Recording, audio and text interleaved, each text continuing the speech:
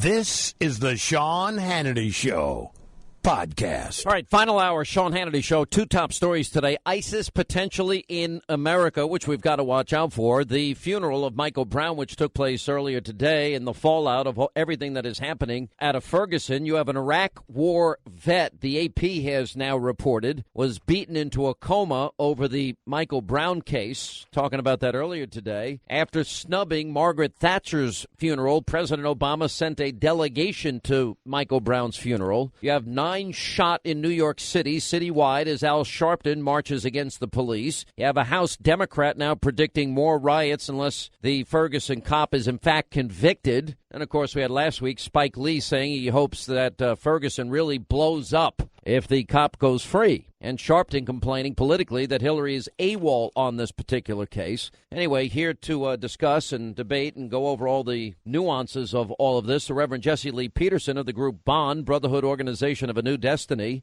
and also the Reverend Charles Christian Adams. He's presiding pastor at Harford Memorial Baptist Church in Detroit, Michigan. You know, when you look at all of the people, Pastor Adams, I got to ask you this question. I mean, look at how many people are dying in Detroit. Look at how many kids are dying in Chicago and New York and Los Angeles. Why do you think this one case has captured everybody's attention, including the president? Well, it's wonderful to be back on the show. Always good to hear your analysis and your voice. Certainly, I believe that Michael Brown's death was symbolic of the unfair treatment that many African Americans feel that they're receiving from the government, from the justice system as a whole. And so just as Emmett Till became symbolic of our suffering at that time, Michael Brown, Trayvon Martin, and other cases are symbolic of this generation's frustration. So you're making that comparison. Now, in the case of Trayvon Martin, I mean, the person that shot him was acquitted in a court of law. Do you disagree with the verdict? I personally disagree with the verdict, but I was satisfied that at least the justice system rolled on. At least the case was prosecuted. It was put in the hands of the jury, and the jury made their decision. Now, I can disagree with the verdict, but I'm satisfied that, Zimmerman was charged and tried. So you're insisting. Now, what if the cop is not charged in this particular case? Now, we have diametrically opposed views of what happened. I assume you weren't in Ferguson and you weren't a witness to this shooting, right? You don't know what happened definitively, do you? I do not. I was in Detroit, Michigan. Yeah, I was in New York at the time, so I don't know either. And, Jesse, I assume you were probably in Los Angeles where you work, right? So you don't know either. That's right. So, yeah. No, none of us really know, so all we could do right now is stand back. But so many people have rushed to judgment here, just like people rushed to judgment in the Trayvon Martin case. And then we had an eyewitness get on the stand and say that Trayvon was on top of George Zimmerman, grounding and pounding, and that George Zimmerman was caught on tape screaming for his life. A very different scenario unfolded from what we originally heard. Yes, but it was never proven beyond a shadow of a doubt that that was George Zimmerman's voice on that tape. But certainly, I think the problem in Ferguson, Missouri, is the fact that the investigation is taking so long. And why have the details been piecemealed out to us? I may agree with you, Pastor, on that point. I think it's better for the public to know more rather than less. You know, we still have conflicting reports about whether the orbital eye socket of the officer in this case was broken. We have conflicting eyewitness testimony, whether he was charging the officer or not. We don't know because it's taken them too long, and everybody's frustrated. The media is frustrated. But I do think people are frustrated. But you got all these people, all these kids dying day in and day out in Chicago, New York, Los Angeles, Detroit, all over the country, and I don't see the president sending delegations there, Reverend Peterson. Sean, first, I want to tell you, I sent you a note to say, excellent job reporting from Israel. I saw your report from Israel. I love Israel as much as I love America. I write a column, a weekly column for WorldNetDaily.com, and this week, the headline, "What if white America just say no?" And it came from Proverbs 13:24, in that white America have held the rod of truth that would have changed black Americans for the good had they spoken the truth. And one of the reasons that we have going on this situation in Ferguson is because white Americans have been afraid to tell the truth. I grew up on a plantation down in Alabama, as you know, Sean, and I grew up under the Jim Crow laws. I remember that we were restricted from living in certain areas. I know about the black and white sign. Yet we had tight families. We believed in God. And at the time, black Americans had a high standard of morality. They didn't hate folks. They treated people, and we were taught to treat people the way we would like to be treated. I never for a second thought that one day I would grow up in America and watch, because we do have the video of Michael Brown, an 18-year-old, going into robbing a convenience store. We all saw that, so we do have that.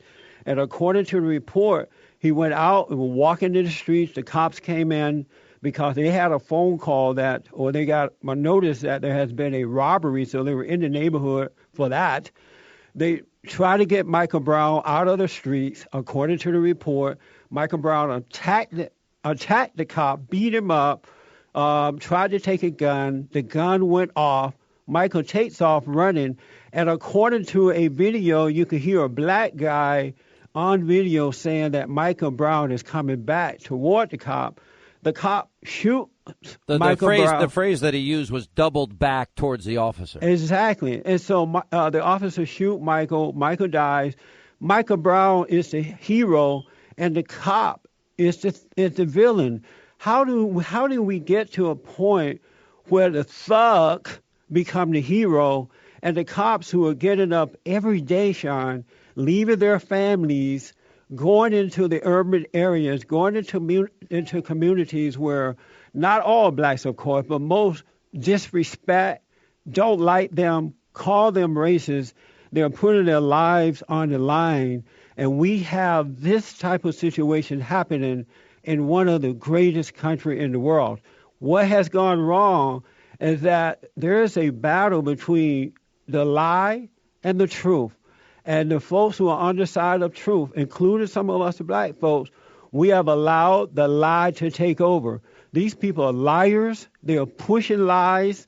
And unfortunately, too many black kids are growing up without two parents in their homes. And they are believing these lies. They have been told for years that cops are against them, that they want to hurt them, all because they are black. And now these kids are disrespecting the authorities. Black kids who respect authority are not getting shot.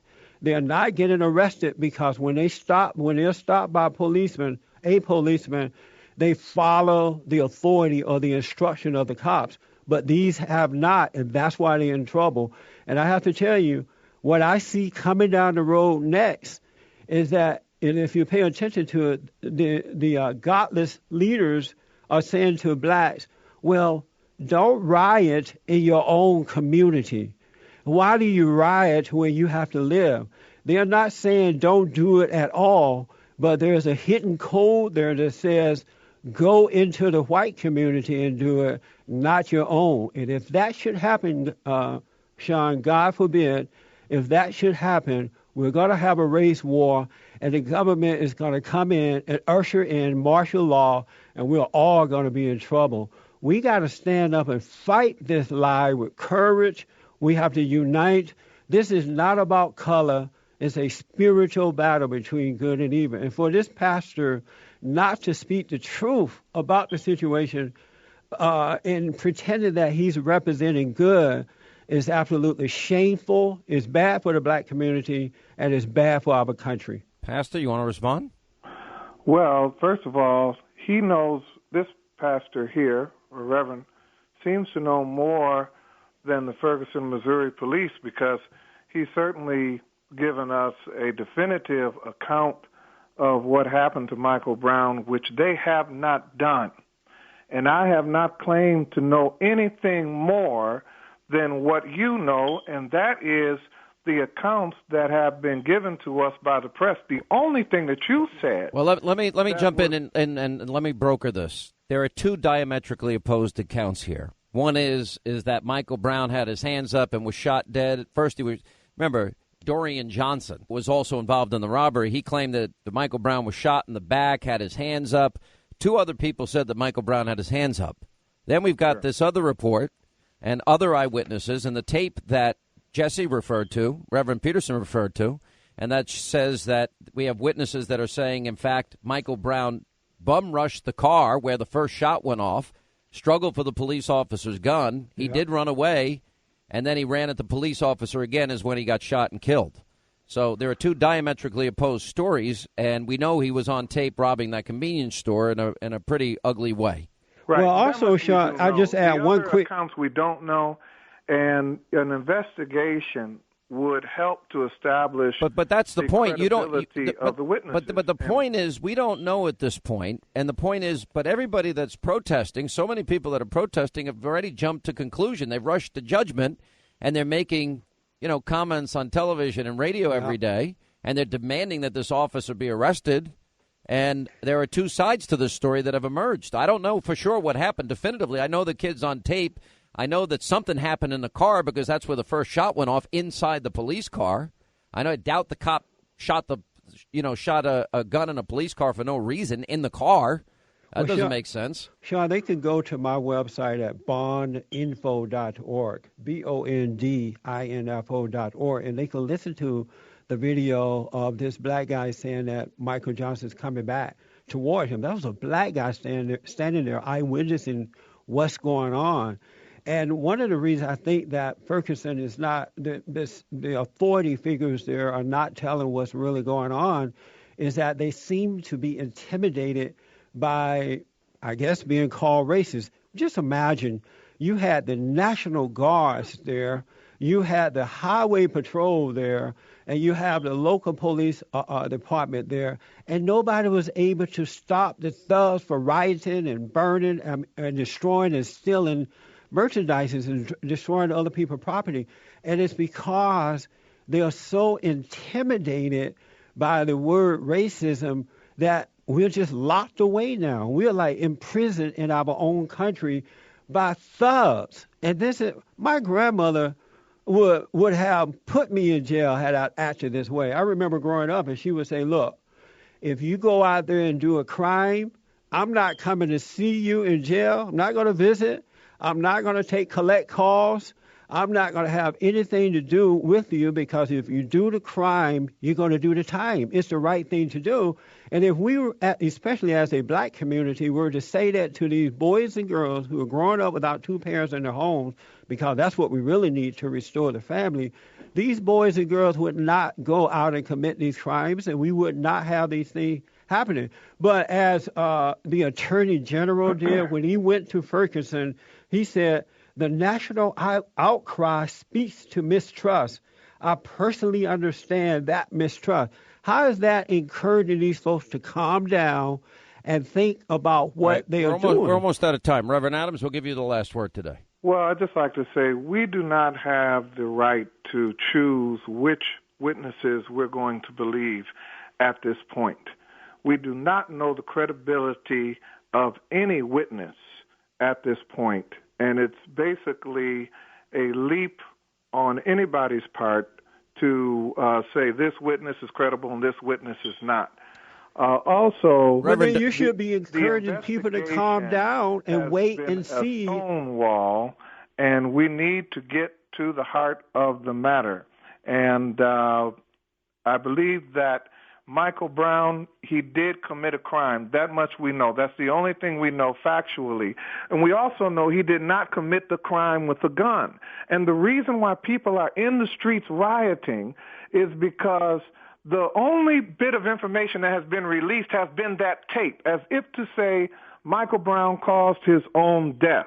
But what they failed to acknowledge is there was no weapon in the crime. And the likelihood that an unarmed man would rush another man who is shooting a gun at him, literally has already shot him. We're out of time, guys. In the act of shooting, and then he's going to physically bum rush a person who is shooting them at the same time. Reverend, Pastor, I've got to let you go. Reverend Peterson, I got to let you go. Thank you both for a provocative discussion. 800-941-SEAN, our toll-free telephone number. We'll come back, wide open phones, the other news of the day.